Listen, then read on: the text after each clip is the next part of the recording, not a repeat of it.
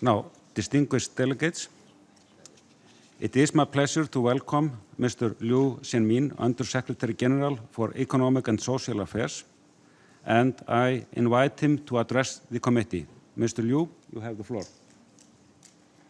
Thank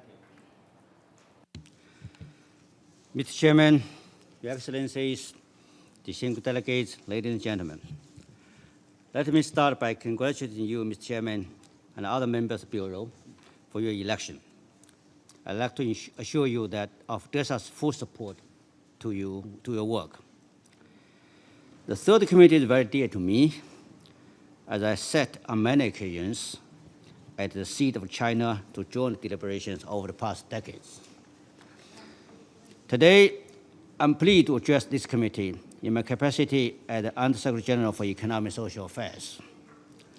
I look forward to engaging with the third committee, as I believe it is only through working better together that we can ensure the people we serve realize their full potential. It is only through working better together that we can achieve our shared vision of humanity, the 2030 Agenda for Sustainable Development. We can only achieve 2030 Agenda and the Sustainable Development Goals by ensuring that people and our planet are at the center of our development efforts, leaving no one behind. We have seen evidence of significant progress, as demonstrated in the voluntary national reviews at the High-Level Political Forum in July. However, the rate of progress in many areas is far slower than needed to meet the targets by 2030. We must work faster. Today, I would like to take this opportunity to share with you some reflections that I hope will be helpful to the work of this committee. First, our efforts require enabling environment for sustainable development. Nearly a decade after the global financial crisis, economic growth has been disappointingly slow. Average growth rate of 4.7% in 2017 and 4.3% in 2018 is forecasted for least developed countries, well below the SDG target of at least 7% GDP growth. Further, the recent extreme weather events and natural disasters are a reminder of the urgency of addressing the ongoing effects of climate change.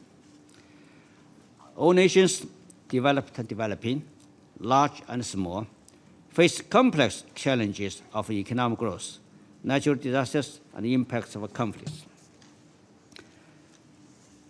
In this respect, prevention is key. The most urgent task now is to support countries most in need, specifically countries in special situations. These countries face significant challenges that must be overcome to achieve inclusive, equitable, and sustainable development for all. Second, extreme poverty and rising inequality continue to afflict many countries. We have made enormous progress over the past decades.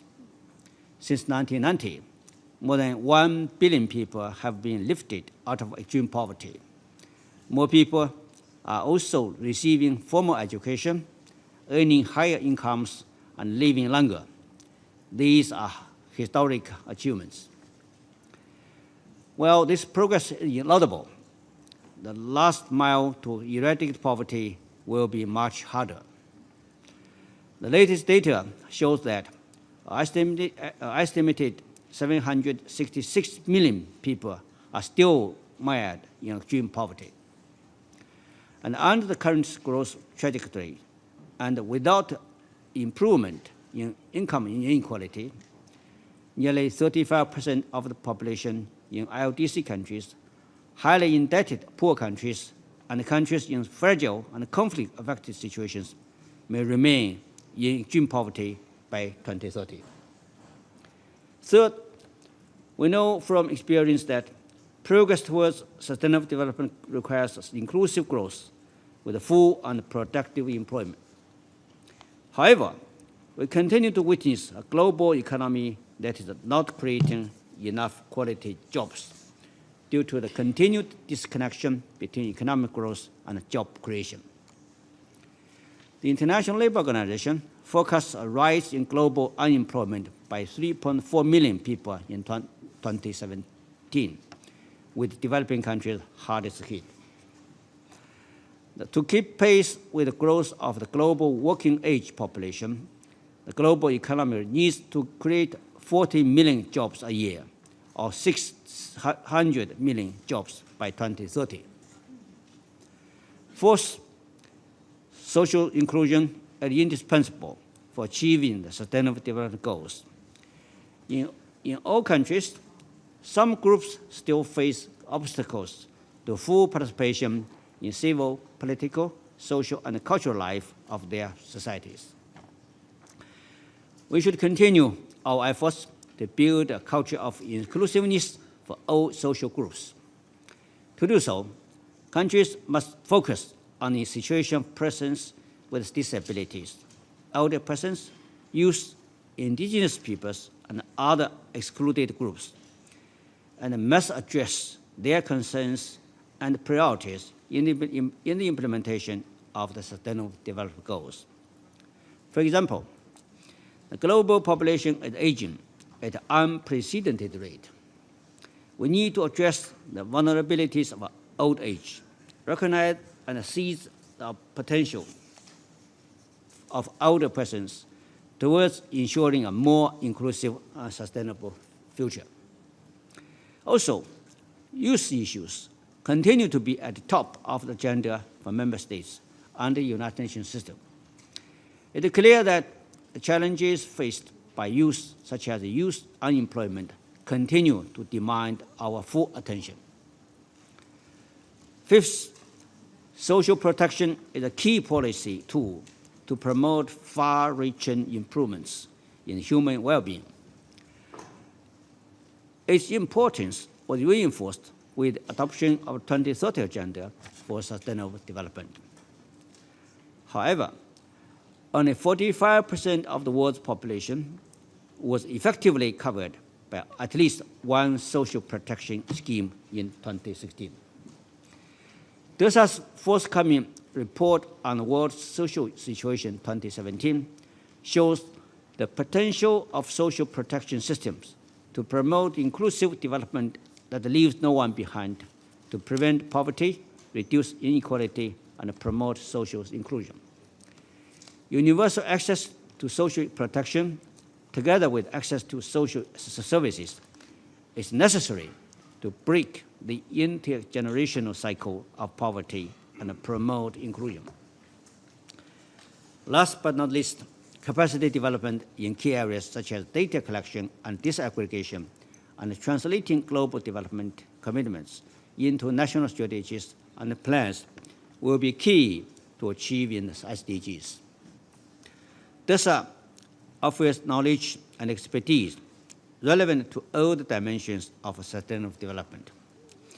We also have a strong record of assisting countries by catalyzing international support and expertise to strengthen national capacities to implement the 2030 Agenda. DESA is committed to further strengthening its support in this area. I invite you all to attend the upcoming side event planned in early November to hear more about our new approach to capacity development, which is more strategic, integrated, and longer term, to address more effectively and efficiently the needs of member states. Distinguished delegates, I'm greatly encouraged by the many new proposals and initiatives announced by the heads of state and governments during general debate at the 72nd General Assembly. There is a clear recognition of the importance of working together to address the myriad challenges we face in our quest to achieve sustainable development for all and eradicate poverty. Multilateral response to these challenges needs to be coherent and integrated, and the efforts to achieve sustainable development, prevent conflicts, and sustain peace need to be linked. Sustainable development that is fully inclusive is a driving force for the prevention of conflicts and a powerful tool for sustaining peace. The United Nations system has a key role to play in realizing this vision and addressing the full range of interrelated challenges. Cooperation in key areas is necessary to enhance the effectiveness of multilateral efforts. Ensuring that all countries and people enjoy the benefits of globalization is an important condition for the achievement of the ambitious 2030 Agenda. For DESA, it is our honor and a privilege to support you. I'm currently taking steps to enhance the effectiveness, efficiency, and accountability and internal coordination of DESA so that the department can provide the best possible support to the follow-up and review of the 2030 Agenda at the global level. DESA will stay closest to the needs of member states. We stand ready to serve you and the cause of sustainable development for all. I thank you all for your attention, and I look forward to the outcomes of your deliberations. Thank you, Mr. Chairman. I thank the Undersecretary General for Economic and Social Affairs for his statement and for being with us here this morning.